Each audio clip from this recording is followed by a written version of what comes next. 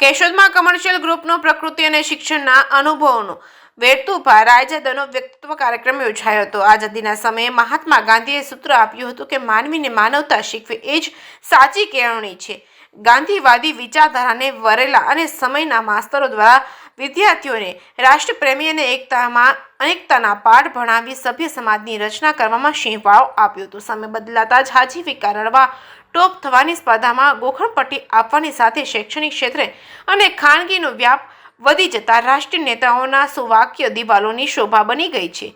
એવા દોરમાં શૈક્ષણિક ક્ષેત્રે જીવન સમર્પિત બાળકોમાં સ્થિત સમય અને સંસ્કારોનું રોપણ કરી સભ્ય સમાજની રચના કરવામાં સિંહફાળો આપ્યો છે। એવા લેખક ચિંતક પ્રકૃતિ પ્રેમી શિક્ષક રેતુભા રાયજાદાનો વ્યક્તિત્વ કાર્યક્રમ કેશોદના લોહાણા મહાજનવાડી ખાતે પ્રકૃતિ અને શિક્ષણના અનુભવો વિષય પર વ્યાખ્યાન કાર્યક્રમ યોજાઈ ગયો છે।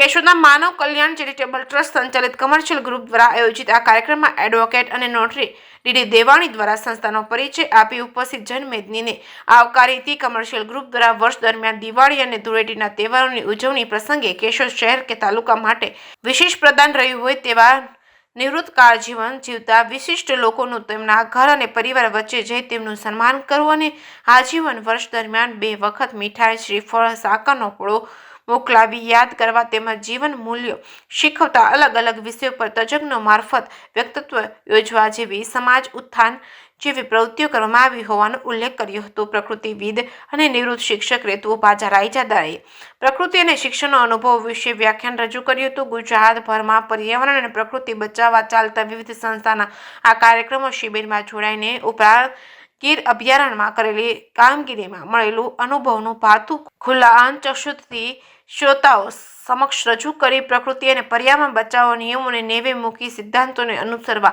અપીલ કરી હતી। કેશોદમાં આવેલા શ્રી હઠીજી વિનય મંદિર શાળામાં શિક્ષક તરીકેની ફરજ દરમિયાન પ્રકૃતિ અંગે વિવિધ શિબિરોમાં વિદ્યાર્થીઓને સમજ આપી જાગૃત બનાવવાની ઝુંબેશનો અનુભવ વાગળ્યો હતો, જેમાં મોટી સંખ્યામાં શહેરના બુદ્ધિજીવી નગરજનોએ ભાગ લીધો હતો। આ વ્યક્તિત્વ કાર્યક્રમમાં મુખ્ય વક્તા રેતુભાએ પ્રકૃતિ અને શિક્ષણના અનુભવો જુદા જુદા 2 વિષયો પર મળેલા અનુભવોને લોકો સમક્ષ રાખ્યા હતા, જેમાં તેમણે મેળવેલ શિક્ષણ કરતાં તેમના વડપણ હેઠળ તૈયાર થતા વિદ્યાર્થીઓને શિક્ષણ આપતી વખતે મળેલ અનુભવોને કેળવણીના રૂપમાં મહાન ગણાવ્યા હતા।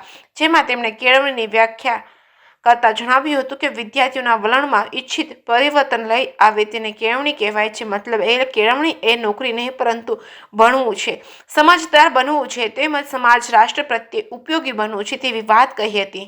જ્યારે માનવ પ્રકૃતિનો એક ભાગ છે પરંતુ પ્રકૃતિને દૂર હોય તેવી ચિંતા વ્યક્ત કરી હતી અને એક ચકલી, સાપ, મધમાખી જેવા વન્ય જીવોને સૂક્ષ્મ જીવો તેમજ તેમના વનસ્પતિ ખોરાક અને પર્યાવરણ માટે ઉપયોગી વૃક્ષો વિશે પણ વાત કરી હતી। વ્યક્તિત્વ કાર્યક્રમ પૂર્ણ થાય આ બંને વિષયો પર પ્રશ્નોત્તરી કાર્યક્રમ પણ યોજાયો હતો, જેમાં શ્રોતાઓએ લુપ્ત થતા પક્ષીઓ અને જીવજંતુઓ તેમજ વૃક્ષો અને પર્યાવરણને લગતા પ્રશ્નો પૂછતા તેમના વ્યક્તિત્વ તરફથી સંતોષકારક જવાબ સાંભળવા મળ્યો હતો। કાર્યક્રમ સફળ બનાવવા કમર્શિયલ ગ્રુપના સભ્યોએ જહેમત ઉઠાવી હતી। કમર્શિયલ ગ્રુપના કાંતિભાઈ ડાભીએ આભાર વિધિ કરી હતી। સમગ્ર કાર્યક્રમનું સંચાલન ઉદ્ઘોષ ડોક્ટર ભૂપેન્દ્રભાઈ જોશી અને લશ્કરી બાપુએ કર્યું હતું। JKS ન્યૂઝ ગુજરાતી સાથે રાજુ પંડ્યા, કેશોદ।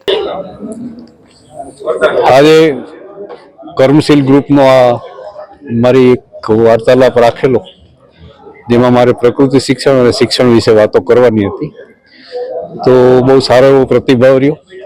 લોકોએ ઘણા સવાલો પૂછ્યા।